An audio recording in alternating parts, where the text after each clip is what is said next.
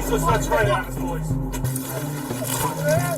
So, drag him out! Drag him out! Where are you headed? Get over here. Just get over here. Where's he at? Domestic violence calls are one of the most violent and dangerous calls that cops can respond to. This video highlights just exactly why. Thank you to Midwest Safety YouTube channel for posting the video. We want to offer our commentary and analysis from a law enforcement perspective. Let's take a look at the video. Hours of February 18th, 2024, officers with the Burnsville Police Department in Minnesota responded to a suburban home after a frantic 911 call where a woman alleged that she was violently assaulted in her home. She identified the perpetrator as her husband, Shannon Gooden. Unknown to officers at the time, the suspect is a convicted and violent felon who was now armed with multiple high-powered rifles. As the video starts, Burnsville officers have learned that 7 children are barricaded inside the house, along with Gooden and his wife. Well, so this is what I'll tell you, Shannon.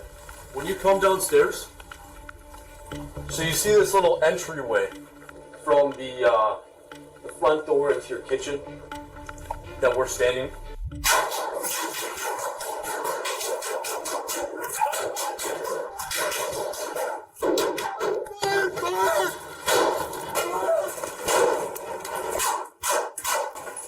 This right here just highlights how dangerous this call is. Officers have received information that there's 7 kids already barricaded in a room, which means they're scared. They have to make sure that those kids are okay.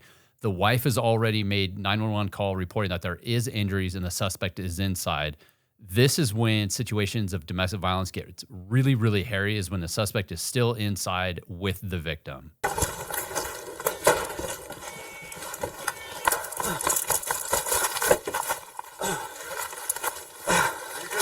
Yeah. 192, shots fired, shots fired. Shots fired. Fired, shots fired. Shots fired. Ready?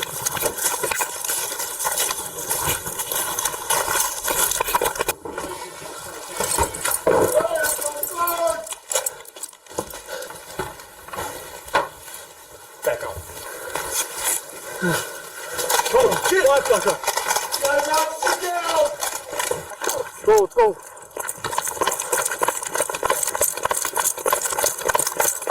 Let's move up.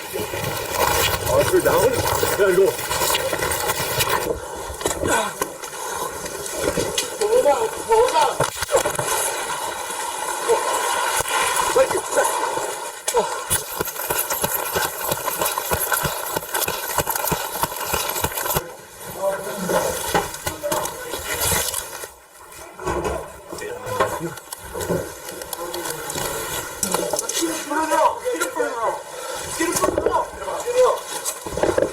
I'm here with you, Sarge. Ready to move? Yep.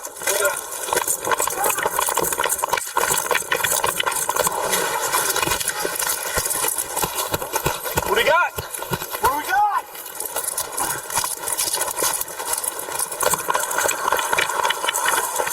Go. Okay, so at this point, you heard shots have been fired and 3 officers have been hit. This is worst case scenario. You still have multiple officers inside the house. Now you have 3 downed officers, 7 kids, a wife, and the suspect barricaded inside. The goal now is to get those wounded officers out of the house. You saw that none of the officers returned fire inside that bedroom or closed door where the suspect fired from. You cannot arbitrarily just fire into a door or closed room where you don't know who else is inside that bedroom to inadvertently potentially shoot somebody else who's a victim or an uninvolved party in this situation. So right now, the main goal and critical goal is to evacuate those officers. You see more officers arriving on scene. Let's keep watching and just see what happens next. What do you guys got? Is he inside still? Yeah, you guys at the door. We got Bearcat with you. I'm hit, by the way. Where are you? Where are you? Right here. Just Bearcat. Okay.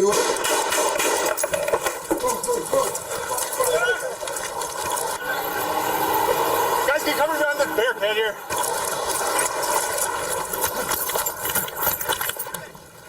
You can see SWAT has already arrived on scene. The officers have put out shots fired. Bearcat is arriving. That's where you want to get behind for that armored protection. But these officers still need to be addressed. They still need to get rescued out of that house. You can hear the officers trying to get them, hey, we need to get them further out. We need to get them further out. Here's where the situation gets really difficult, and you have to manage a lot going on, is officers are trying to pull injured officers out. It's exhausting. It's hard to do that with a lot of gear. You're also concerned about where the suspect is at. Generally, when an officer rescue happens, you have an officer step over the victim, which in this case is the officer, stand there in a way to provide your vest is a protection for the officer that's been injured and the officers behind you. You hold suppressive fire if you have legal authority to use lethal force, or you just have to hold and see if you encounter the suspect. That way the officers can rescue the injured officers. And when you pull somebody out of the house, you've got to get them all the way out, way behind cover, because you've got to get medics in there to get them transported. I'm ahead.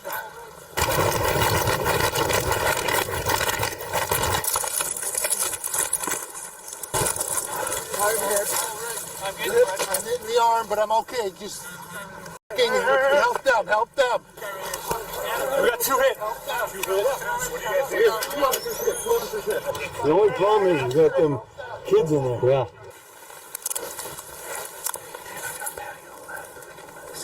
Which arm? Right arm. Okay. Stay with me. Right, I don't know how bad it is. Guys, get him right over here. Guys, drag him over here. All right, ready, go.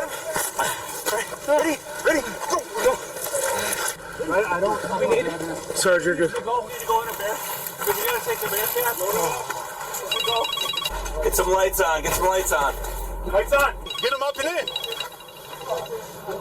We have somebody in the turret. Got him. I'm fine. Yep. Chad, is there anybody in the garage yet? No.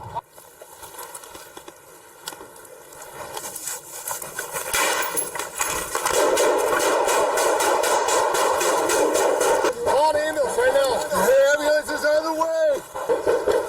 We got 2 officers still inside.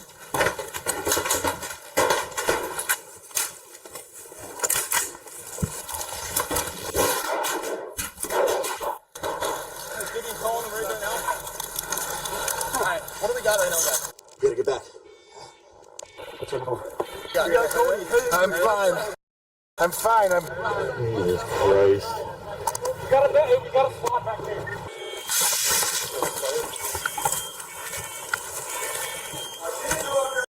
Suppress the fire. Yeah. Yep.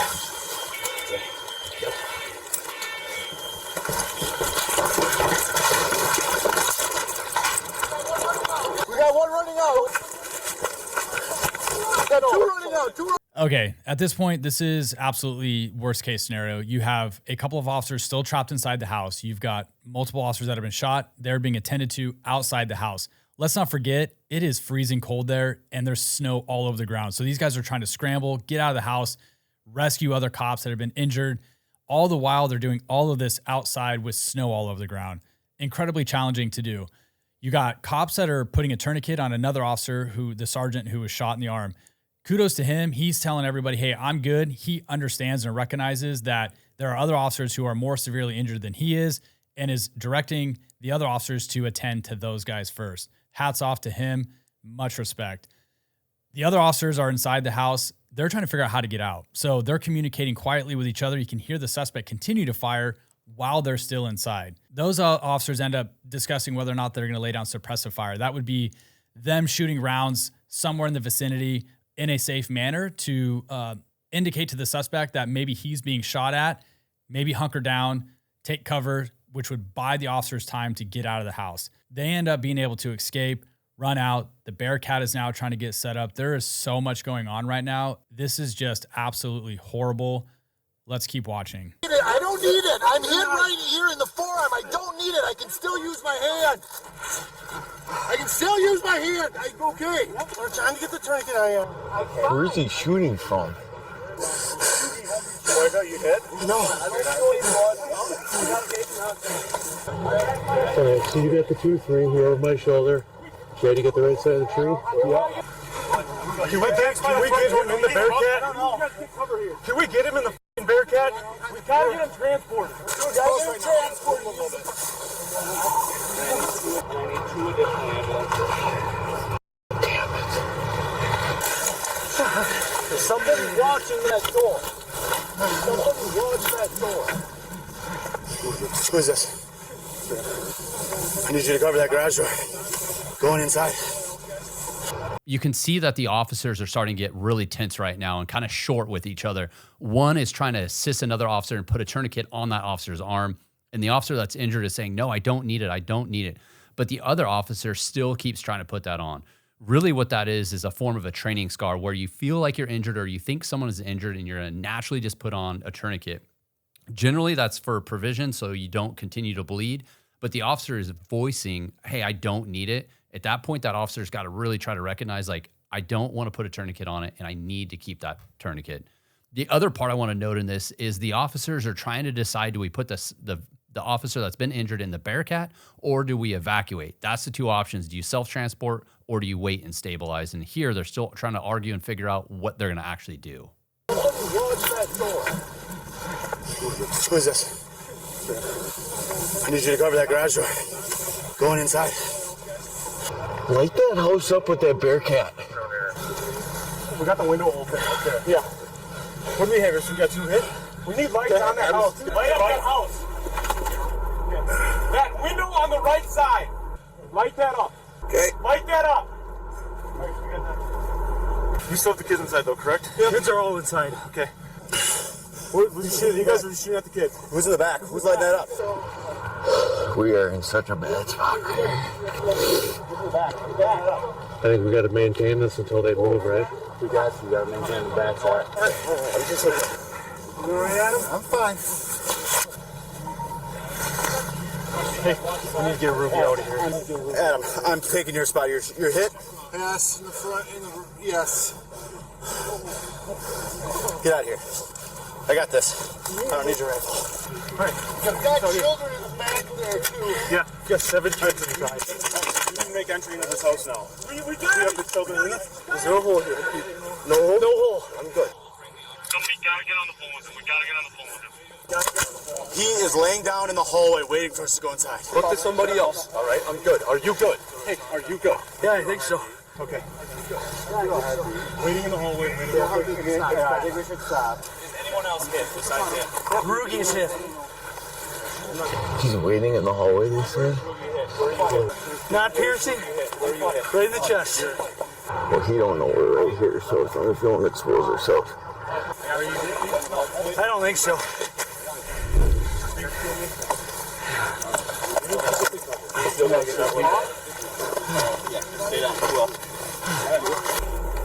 You watching that service store back? I believe it's told that we have 3 officers shot. Okay, this is where really hard decisions have to be made. They know and understand that there are 7 children plus the wife still inside this house. Multiple shots have been fired. You have 3 officers critically injured and a couple more officers that appear to have also been shot. Some people are asking themselves or telling themselves, why are the officers not going inside to rescue those 7 children? That is a really hard decision to have to make. They know that if they cross the threshold of going back inside that house, that suspect is armed with a high-power rifle. During a hostage rescue situation, you are always going to operate on the intel that you have at the time. No shots are being fired while the officers are outside.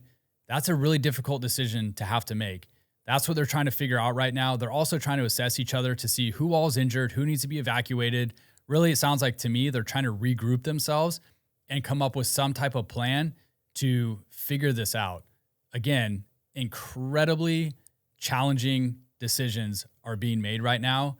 And we say it all the time in law enforcement, you cannot allow your emotions to dictate your tactics. One in serious condition. Where's the evac gonna be, guys? We don't want the rig blowing right up. My right leg hurts, but I don't think it's... Your right leg? Yeah, he chokes it. I don't think it's... We can grab bangs and anything else. I'm trying to figure out what else we could even do in this moment, right? So rifle shield. Rifle shield, is that in 21? Yep. Okay, so we grab rifle shield, bang. I get some smoke here as well, we can grab. Okay? 126 that way? Okay. Get Adam out of here. He needs to leave. You guys got that right window covered, I'll cover service door. Where's the fucking ambulance? I can fucking run him. Someone get a shield with me and I'll run him. Where's the ambulance? Are you okay? I think so. I think so. I don't think I got it. Rifle shield.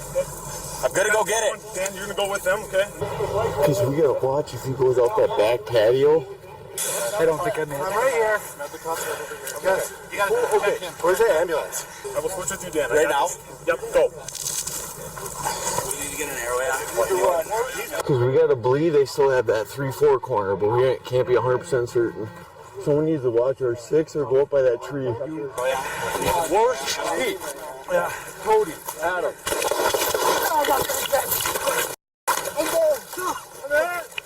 Jesus, that's right at us, boys. This is hard to watch because these officers are injured. They're trying to treat each other. They have a medic on scene that's trying to treat the one officer, but they're right in front of the house still. It's a 2-story house, and you can see that medic just got shot because they're still in the line of sight. So when it comes to law enforcement, a lot of things deal with angles and how high people are, a position advantage, and there's a difference between cover and concealment. Cover is you're actually protected by something. Concealment is you just can't be seen. So you could think of a dumpster or brick walls versus sheetrock. And these officers are trying to set a perimeter on the house, and you can hear them identifying corners, and that's a way for people to know where they specifically are. They're saying the 1-4 corner, the 2-3 corner, and that's a numbering system working off of a clock counterclockwise. The front door always being the one side, 2, 3, and 4. So if you say the 2-3 corner, you know it could be the northwest corner. And then these officers keep saying, hey, we need to get lights on these windows, lights on these windows. The benefit of lighting up a window is, one, is you can see into the house. If blinds move, any type of movement behind it, if the suspect moves or kids, you can clearly see that. But lights are also used as a block or like a shield. You can put a light in front of you, shine the direction of the suspect. Whatever's behind it, the suspect isn't going to be able to see. So the more lights in front of the officers lighting up the house creates a form of a concealment where nobody can be seen on the outside. Unfortunately, in this situation, they haven't quite got all that arranged. The suspect made their way to the second floor where that firefighter medic was ultimately shot. One in serious condition. Where's the evac gonna be, guys? We don't want the rig blowing right up. My right leg hurts, but I don't think it's... Your right leg? Yeah, he shot it. I don't think it's it. We can grab bangs and everything else. I'm trying to figure out what else we could even do in this moment, right? So rifle shield. Rifle shield, is that in 21? Yep. Okay, so we grab rifle shield, bang. I get some smoke here as well. We're gonna grab. Okay? 126 that way? Get Adam out of here. He needs to leave. You guys got that right window covered? I'll cover service door. Where's the fucking ambulance? I can fucking run him. Someone get a shield with me and I'll run him. Where's the ambulance? Are you okay? I think so. I think so. I don't think I got it. Rifle shield. I'm gonna go get it. Dan, you're gonna go with them, okay? Because we gotta watch if he goes out that back patio. I don't think I made it. I'm right here. Yes. Okay. Where's the ambulance? I will switch with you, Dan. Right now? Yep, go. We need to get an arrow out. Because we gotta believe they still have that 3-4 corner, but we can't be 100% certain. Someone needs to watch our 6 or go up by that tree. Worst Pete. Yeah. Cody, Adam.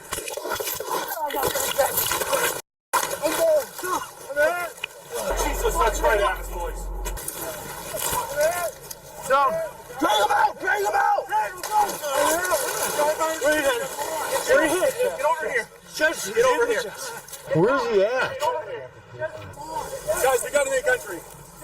No one disagree with that? I'm paralyzed. I'm paralyzed. There's so much going on right now. It's challenging to watch, and honestly, it's very sad. So now more cops have been shot. You can see these guys are out in front of this house. They need to get the hell out of there. They need to load these guys up in that Bearcat and back out. You've got 7 kids and a wife still in here. You can see the shots being fired from the window. They can't open fire on that open window or that window that he's shooting at. You don't know who's inside or if the kids are all in there. Would not be safe to do that. Bottom line, they need to load these guys up, get out of there with the Bearcat. You still hear them kind of asking each other whether or not they should make entry or not, and they want to pop smoke. They want to pop the smoke to create a barrier to prevent them from being seen, probably to gather their stuff, personnel, load up in the Bearcat, and get out. There's so much going on right now. I couldn't imagine being in these guys' shoes. This is terrible, and this just keeps continuing. I'm paralyzed. You want to bang? I can go get it now.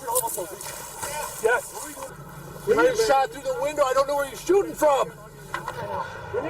Someone throw smoke.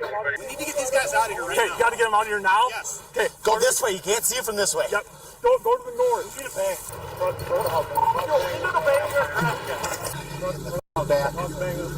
I get hit in the back. I don't know if it's... Yep. Get the bang, smoke, wherever you can grab it the right way too. Watch our 6 behind us.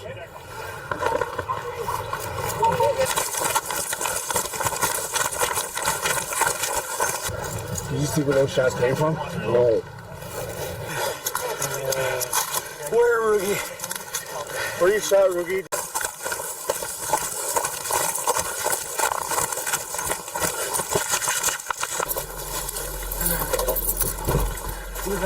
We need smoke. Did the vest catch it? Feels like you're almost dead. Vest caught it. Get up in the turret, Mac. Cover long. He's top. He should be top floor.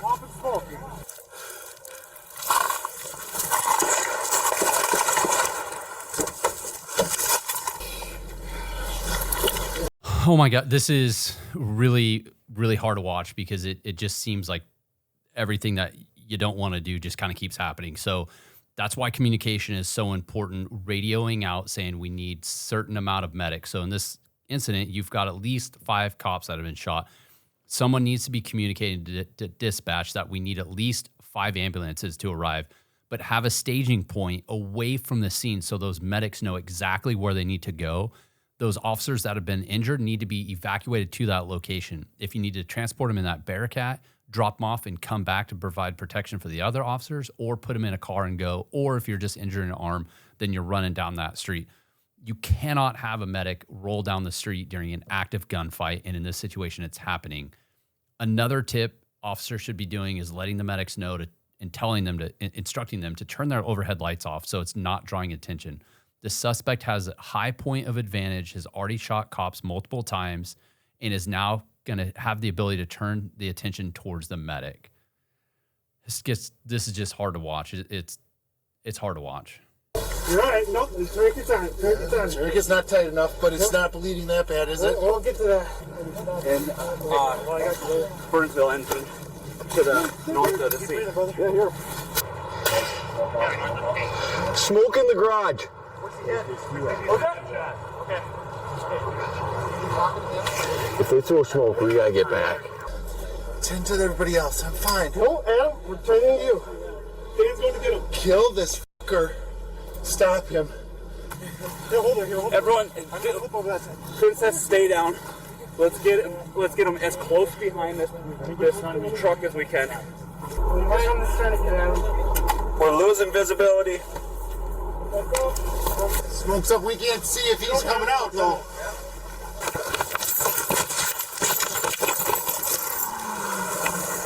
Stop! Back up! Back up!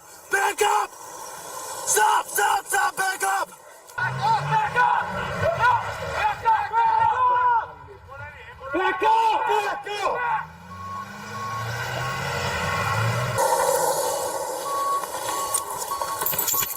Keep going! Keep going! Keep going! Keep going! Yeah, if we go in there, we're all gonna get shot. At this point. We have 7 kids inside right now. He's made no threats to the children right now. Oh, he's got kids with him too. He said he was Right. Dude, we need to get back here.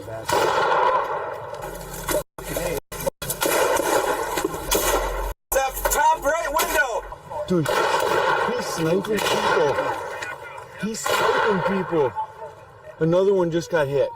Dude, we need to go back. Where we want to go. Top right window, top right window. Watch the service door too. We need to go back. Get behind that house if you can. We got too many guys down right now. We need more armor. Chad, you got that? What? What? You frog behind us at tree. Okay. Am I first? At this point, a call is placed statewide for armored Bearcats to respond from across the entire state of Minnesota. Off camera, almost 100 officers are now converging on the scene but instructed to hold back and wait for armored vehicles. We need to get them in the truck and we need to get parked out in front of this house. We're all pinned down. What was that? Am I first going back? We're gonna head back to this tree right, this right corner. Give us cover, all right? Go. This is becoming more and more of a tactical nightmare. This guy is inside the house on a second-story floor, moving from window to window, bedroom to bedroom, firing at these officers from deep inside the room to where they can't get eyes on him and effectively take a shot to take him out. That's incredibly infuriating. These cops need to load everybody up in the Bearcat and get them out from in front of that house. I would keep long eyes from a distance, officers with rifles where that suspect does not know where they are, to keep eyes on that house if he ends up coming out, or if he comes to the window and they can get a good shot on him. But they need to get those officers out in that Bearcat, reassess. The only way you're moving back up to the front of that house is with that Bearcat, and hopefully more armored vehicles are going to get there soon. My skin is crawling watching this video. It's very challenging to watch this continue to go on. You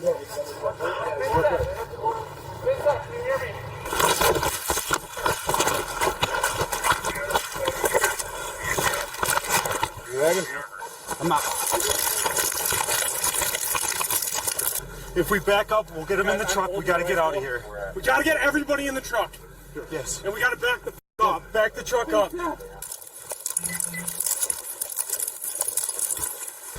Are we clear? No. Do not back up. There's people on the ground. We need to back up and get them in the truck, is what I'm saying. They're out in the open right now. Okay. Everyone ready? Yeah. Stay on your feet. Do you have cover for me? We got cover. Can you see the door? We got one more need to come up. Hey, can you see the door from there? Hey, can you cover me? Go.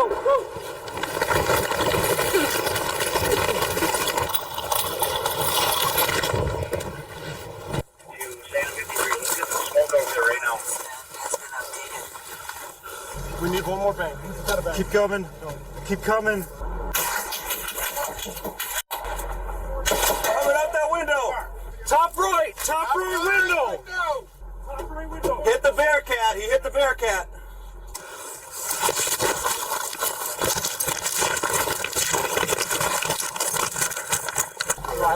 Do we still got more room to back up? Now the left window. Left window. Left window. Damn it. Yeah, you good. Yep. Top left. He's moving back and forth from the top left and top right. Can we start moving Keep guys backing in? up. We gotta back a little bit more. Guys, get in. Get in all the way. I'm moving. I'm good. That Bearcat needs to get out of there. You need to get those officers that have been injured down the street where the medics are staging at this point. The driver that's sitting in the Bearcat keeps calling out where the suspect is at. They know where the suspect at. It's the second floor of the house right now, and he keeps shooting. Priority is saving the officer's life, and that means you've got to get that Bearcat out of there. If you're in this situation, it's a difficult decision, but you need to get out of there. Drop the injured officers off, load the Bearcat back up, and come right back down on the street and position yourself where you have an advantage. Right now, those officers need medical attention, and they're not getting it. Get that Bearcat out of there. Can we get our casualties in here? Left shield. That one's fucking garbage. Get rid of it. He's got rifles. It's not worth it. Somebody grab flags. Flags. Guys, you get in the top right. Go tighter on the turn. I got a rifle shield and 2 more bangs at this tree. I don't think I can move up to you guys safely though. Get him in. And then we can back up about the way. Watch where you're stepping. Watch where you're stepping. Do we get our injured cops out of there? They're still there. They're still there. Back up. You want us to back up? Keep back up. Okay, backing. Got it. Where's he shooting from? I can't tell. Which window? That looked like the top left window. Use the fucking Bearcat and get him out of there. Let's go. Bearcat. Do we got everybody in? Everybody in. We got him. Back. Can you move him up? I got no feet. Yeah, moving. Come back. Moving. We gotta get people in. Guys, I'm gonna go over there. Whoa. Stop. All right, get in. Stand over here. Yep. Can you move to that top, to that shotgun seat? Windows, I can't see them. Hey, we got more room back here. You're good. You're staying. Fine. We got room right here. Go down, not start total smoke. Here, he's some kind of distraction or something. No, it's good news already. Bangs left in your bang. Because I have bangs. I'm gonna launch them. Here's my smoke, here's my bang. Okay, I got a bang here. Okay. I need 2 people to grab Vinny. I'm gonna toss a bang, okay? Nope. Making space for my rifle. Bang out. What we're watching right now is literally a war zone in a middle of a suburban neighborhood in the middle of the night. This is absolutely terrifying to watch. 15 minutes have gone by the time these officers have gathered everybody up in the Bearcat, the wounded officers, and are now starting to back out. You've got cops that are staged on different corners of different houses down the street with a long eye on that house. To me, that is the best position to have at this point. The suspect clearly doesn't know that they're there. He hasn't fired at them. Those officers haven't done anything to give away their position. When that Bearcat leaves, you cannot afford to lose eyes on that house. If that suspect were to exit and nobody sees it, you now have this guy loose in this neighborhood. That is all bad. This dude has every intent to show that he is hunting these officers down. They make a good point. There has been no indication that he's trying to harm those children at this point in time. He seems to be engaging just the officers from inside that bedroom window. That's why they keep having that discussion with each other of, hey, should we return fire? Should we not? They understand that there's kids in there. They don't want to just arbitrarily start shooting into that bedroom window, not knowing what's inside the room with the suspect. They also have had several discussions on whether or not they should go in and rescue those kids. Right now, they're at a major tactical disadvantage. Continue to get those cops out of there. Back out. We've said it multiple times. Keep a long eye on the house, and let's keep watching. Need help! Cody! Get him in!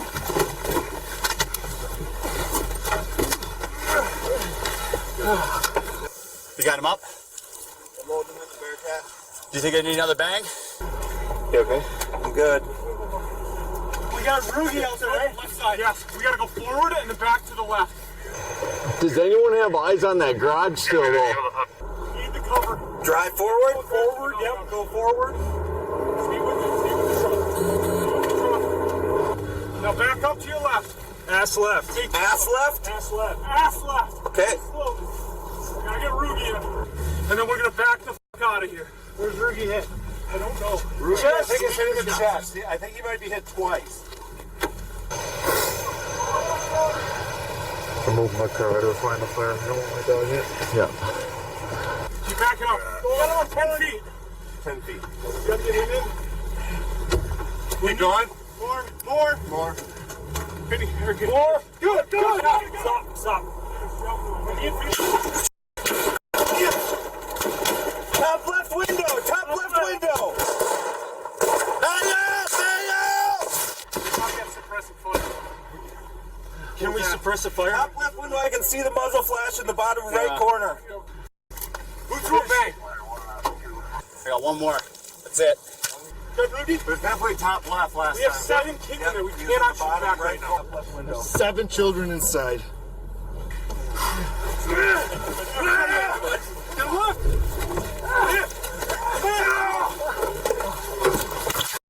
Back out.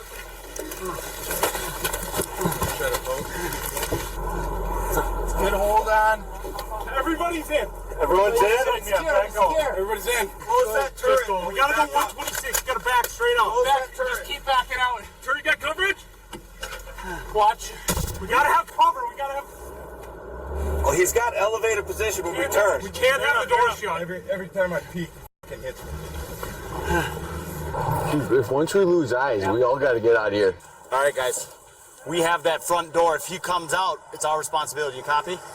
Are we going that way or backwards? Back. Door's open. You gotta back out. You copy that? Yep. Medic 2 coming to you with 3 down officers.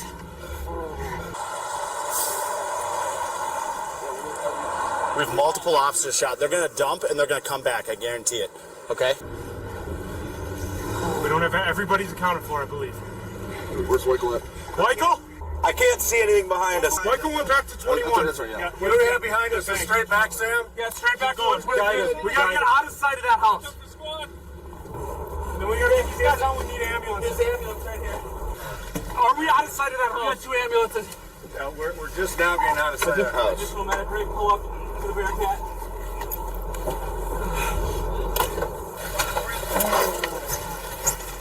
All 3 of them are in. They're all 3 back.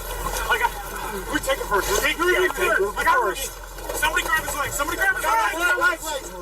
Grab Vincent. Good. We got Vincent. So they take cover, guys. Where are we going? Next one.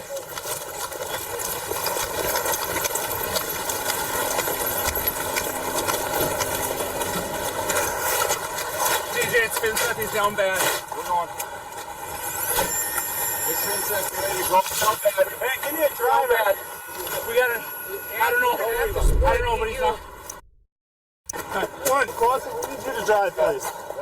We're inside the house, just remember that. Let's go to count.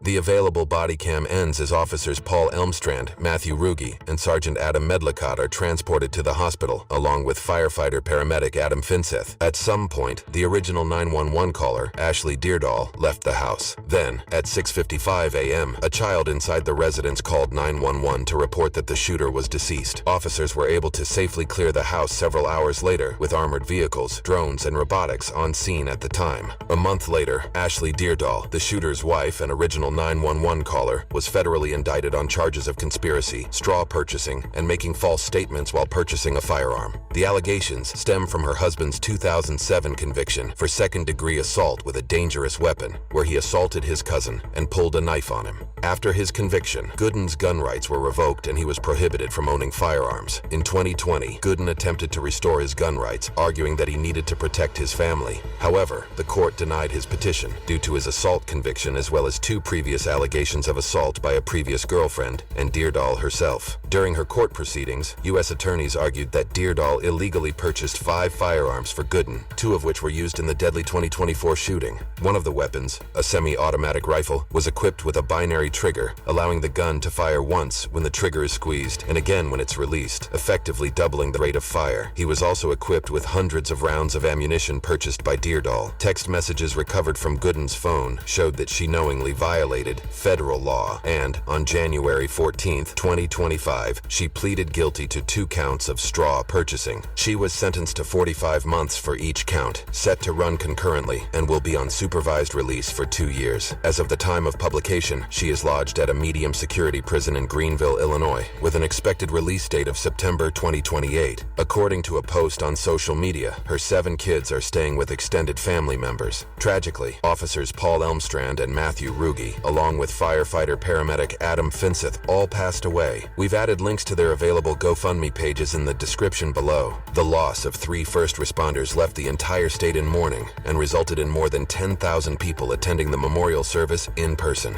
In the days after the tragedy, fellow officers and first responders met to grieve over the loss of their friends. Look, this was really hard to watch, and I know it seems we're pretty rough on these officers, but the reality is this is why training is so important. Communication, decision-making, understanding what's happening, mentally preparing for situations and understanding scenarios and angles in SWAT situations. The use of smoke, why you would pop that, or flashbangs in high cover in angles within a house, and really if you can or should not shoot into a house, and if you even have the legal authority to do that. These officers endured a lot of stuff was going on. People are trying to make decisions. I couldn't imagine being in that situation, but the reality is preservation of life, which is those officers, is the first priority. As soon as the officers were hit inside the house, stepping over them, providing suppressive fire if possible, getting those officers out, addressing that, and immediately doing an evacuation of those officers to a point where you've communicated with medics to stage a specific location, then bring that Bearcat back and start setting up on that house. Absolutely terrible. Hearts go out to all the family members for this situation. And if you're interested in long-form content, make sure you jump over to our other YouTube channel, Shots Fired Podcast. Link will be in the description. Storytelling, breaking news, everything law enforcement related. Don't miss out. And if you liked this type of content, make sure you subscribe to the channel. I'd also like to mention the law enforcement training that we offer. Check out shotsfiredtraininggroup.com. We have a catalog of multiple different classes. If you don't see a class that's being offered in your area, you can find that class, fill out the form, and host a class at your own agency or specific to your agency. shotsfiredtraininggroup.com.